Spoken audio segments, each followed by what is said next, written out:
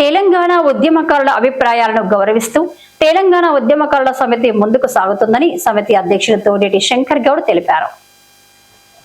గురువారం ఎన్టీపీసీ పరిధిలోని ఐఎఫ్టియు కార్యాలయంలో తెలంగాణ ఉద్యమకారుల సమితి తొలి సమావేశం నిర్వహించారు. ఈ సమావేశంలో తెలంగాణ ఉద్యమకారుల హక్కుల సాధన కోసం చేపట్టాల్సిన ఉద్యమ కార్యాచరణలపై సభ్యుల అభిప్రాయాలను సేకరించారు.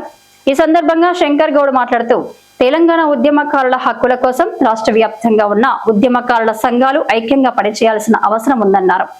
ఉద్యమకారుల సమస్యలపై ప్రభుత్వం ఒక కమిటీని ఏర్పాటు చేసినప్పటికీ ఆ కమిటీ ద్వారా కాలయాపన జరుగుతుందని ఆయన విమర్శించారు. హక్కుల సాధన కోసం ఉద్యమకారులందరూ ఏకతాటిపైకి రావాలని పిలుపునిచ్చారు. ఈ రోజు తెలంగాణ ఉద్యమకారుల సమితి ముందుకు ఎట్లా పోవాలి విధి విధానాల మీద చర్చించడం జరిగింది. మరి చాలామంది వాళ్ళ అభిప్రాయాలు చెప్పడం జరిగింది. ఆ అభిప్రాయాలను పరిణామం తీసుకొని మరి మన తెలంగాణ ఉద్యమకారుల సమితి రామగుండంలో పెట్టడం చాలా గొప్పదాయకం అనేది చాలా సంతోషపడుతున్నారు మనోళ్ళు.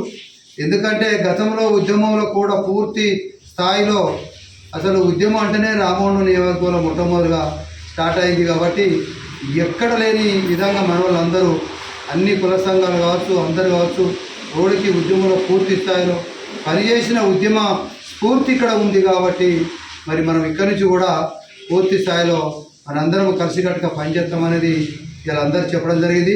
కాబట్టి తెలంగాణ ఉద్యమకారులకు అందరికీ ధన్యవాదాలు. మరి ఈరోజు నిన్నగాక మొన్న 2-3 రోజుల కింద మరి తెలంగాణలో ఉన్నటువంటి అన్ని సంఘాలు ఏకమై కూడా మనము మన హక్కుల కొరకు ఏకమై ఈ ప్రభుత్వాన్ని ఖచ్చితంగా మనం అడగాలి. ఉద్యమకారుల కమిటీ వేసిర్రు వాస్తవమే, కానీ ఎందుకో కొంత కాలక్షేపం చేసే పరిస్థితి ఉంది. వాటి మనందరము కలిసి ఉంటే కలరు సుఖము, అందరము కొట్లాడితేనే కలిసి ఉంటే అవుతుంది అనేది ఒక ఆలోచన ఖర్చు కూడా ఇలా తెలంగాణ ఉద్యమ ఐక్య వేదిక చేసి కూడా ఏర్పాటు చేసింది.